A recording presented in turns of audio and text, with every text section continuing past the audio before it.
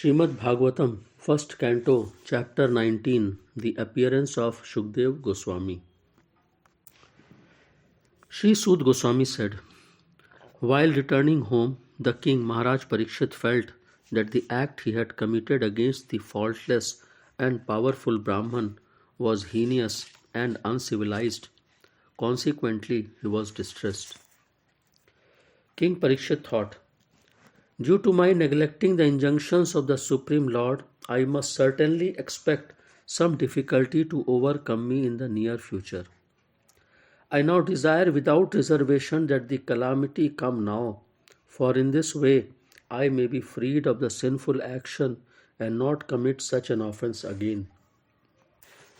I am uncivilized and sinful due to my neglect of Brahmanical culture, God consciousness, and cow protection. Therefore, I wish that my kingdom, strength, and riches burn up immediately by the fire of the Brahman's wrath, so that in the future I may not be guided by such inauspicious attitudes. While the king was thus repenting, he received news of his imminent death, which would be due to the bite of a snake bird, occasioned by the curse spoken by the sage's son. The king accepted this as good news, for it would be the cause of his indifference towards worldly things. Maharaj Parikshit sat down firmly on the banks of the Ganges to concentrate his mind in Krishna consciousness, rejecting all other practices of self-realization, because transcendental loving service to Krishna is the greatest achievement, superseding all other methods. The river Ganges, by which the king sat to fast, carries the most auspicious water, which is mixed with the dust of the lotus feet of the Lord and tulsi leaves. Therefore, that water sanctifies the three worlds inside and outside, and even sanctifies Lord Shiv and other demigods. Consequently, everyone who is destined to die must take shelter of this river. Thus the king, the worthy descendant of the Pandavas, decided once and for all, and sat on the Ganges bank to fast until death, and give himself up to the lotus feet of Lord Krishna, who alone is able to award liberation. So, freeing himself from all kinds of associations and attachments, he accepted the vows of a sage. At that time, all the great minds and thinkers, accompanied by their disciples and sages, who could verily sanctify a place of pilgrimage just by their presence, arrived there on the plea of making a pilgrim's journey.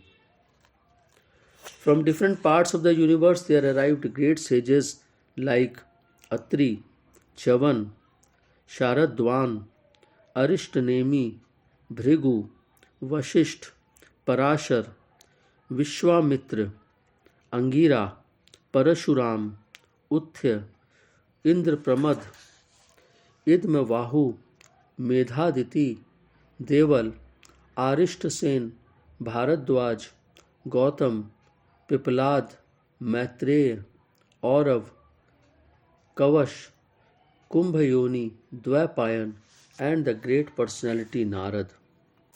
There were also many other saintly demigods, kings, and special royal orders called Arunadayas, a special rank of rishis, from different dynasty of sages. When they all assembled together to meet the Emperor Parikshit, he received them properly and bowed his head to the ground.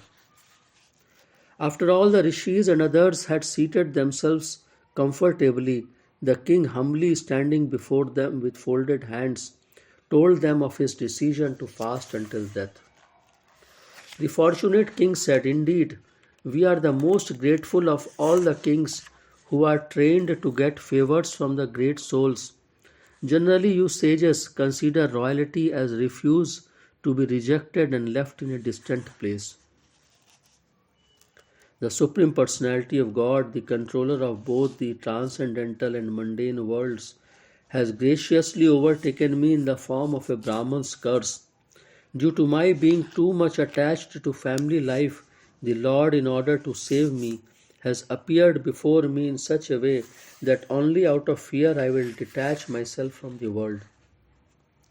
O Brahmans, just accept me as a completely surrendered soul, and let Mother Ganges, the representative of the Lord, also accept me in that way, for I have already taken the lotus feet of the Lord into my heart.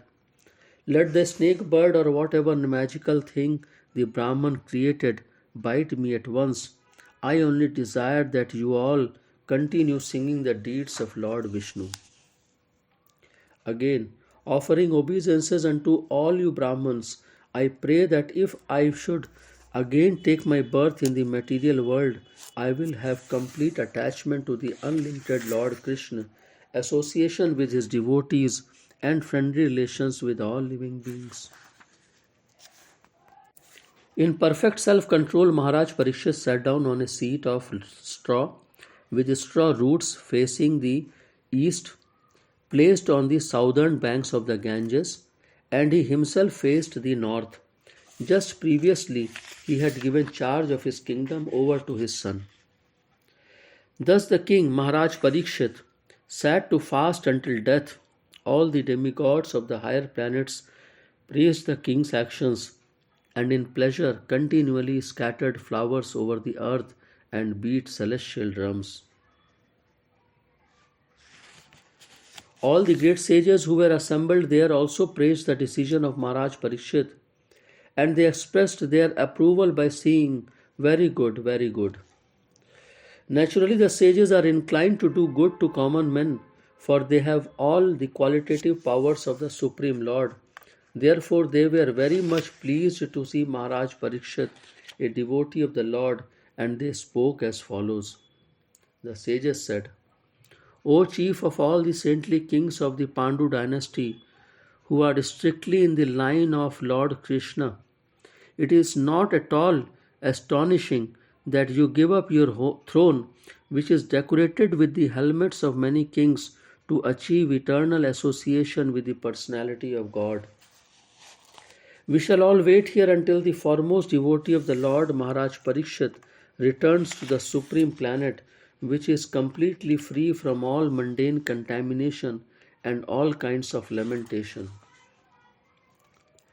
All that was spoken by the great sages was very sweet to hear, full of meaning and appropriately presented as perfectly true. So after hearing them, Maharaj Parikshit, desiring to hear of the activities of Lord Shri Krishna, the personality of God, congratulated the great sages. The king said, O great sages, you have all very kindly assembled here, having come from all parts of the universe. You are all as good as supreme knowledge personified, who resides in the planet above the three worlds, that is Satyalok.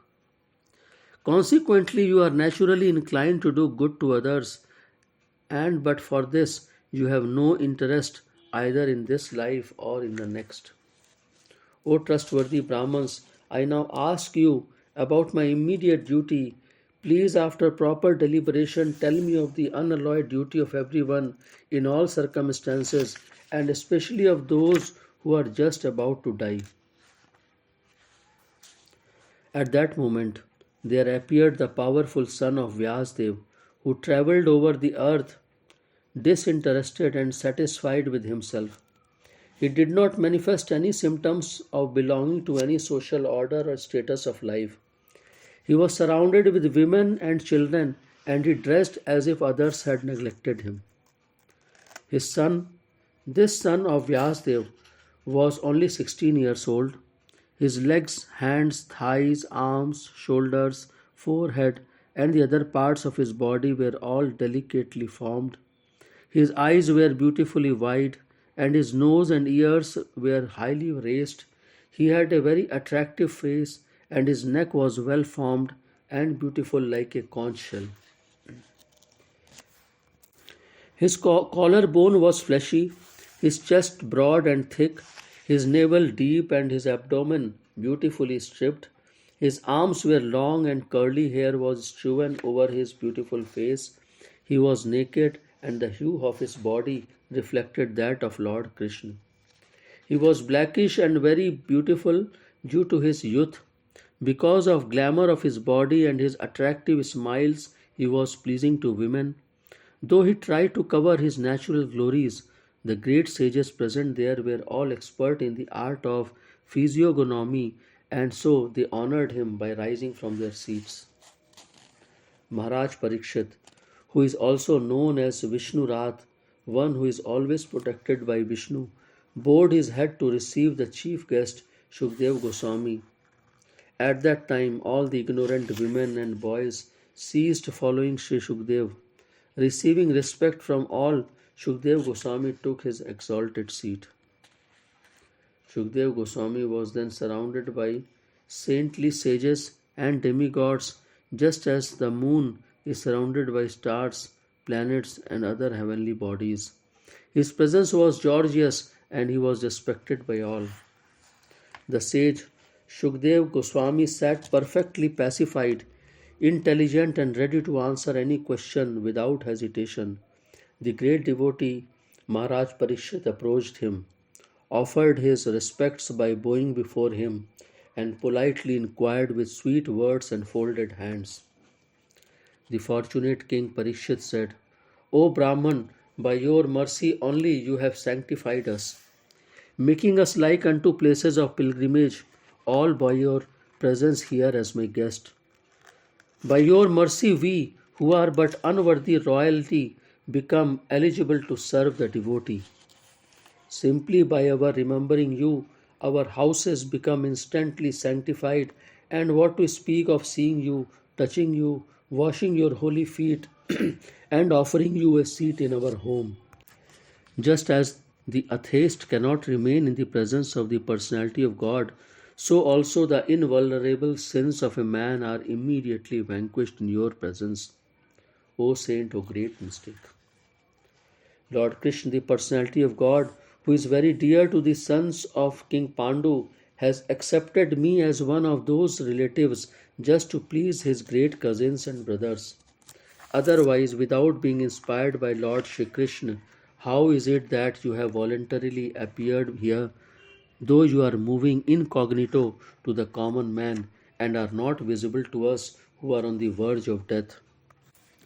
You are the spiritual master of great saints and devotees. I am therefore begging you to show the way of perfection for all persons and especially for one who is about to die.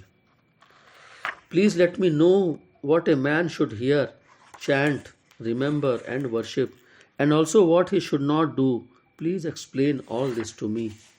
O powerful Brahman, it is said that you hardly stay in the houses of men long enough to milk a cow. Shri Sud Goswami said, The king thus spoke and questioned the sage using sweet language.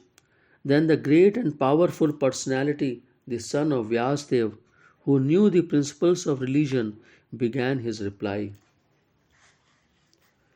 Thus end the Bhakti Vedanta purports of the first canto, 19th chapter of the Shrimad Bhagvatam, entitled The Appearance of Shukdev Goswami. End of the first canto.